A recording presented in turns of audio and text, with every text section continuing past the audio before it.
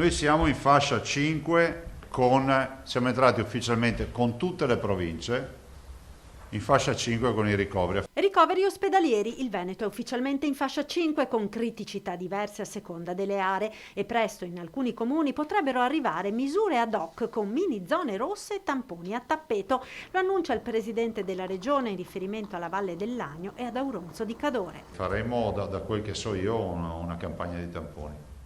Invece nelle valli su, ne abbiamo parlato stamattina, nelle valli su della Valle del Lagno, e stiamo ancora attendendo perché ci sono nuovi dati che sembrano darci un trend diverso, in diminuzione.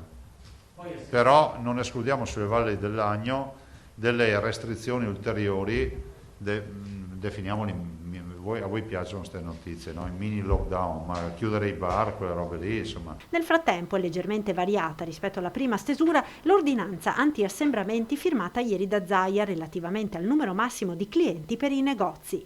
Tutte le strutture con più di 40 metri quadri hanno un cliente ogni 20 metri, esclusi i dipendenti e gli operatori da questo calcolo. Per i negozi sotto i 40 metri quadri resta il limite massimo di un cliente alla volta. Resta confermata la chiusura nei fine settimana delle strutture di vendita superiori ai 250 metri quadri. È anche un elemento per noi per vedere se funziona, perché se ci fosse una tenuta non ci sarebbe nessun motivo per tenerli chiusi. Dalle regioni è poi partita la richiesta al governo di una convocazione per poter discutere del prossimo DPCM, quello in vigore scade il 3 dicembre. E soprattutto discutere la partita della neve.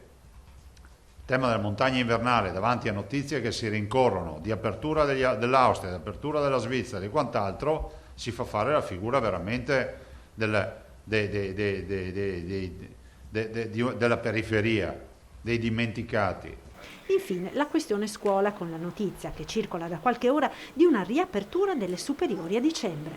Io non sono contro la scuola in presenza, così evito anche qui un flusso di messaggi, però dico semplicemente che ormai la letteratura scientifica ci dice che i cluster più importanti sono stati messi in piedi dei grandi diffusori che sono i ragazzi, che sono sostanzialmente tutti asintomatici ma hanno cariche virali molto spesso elevate.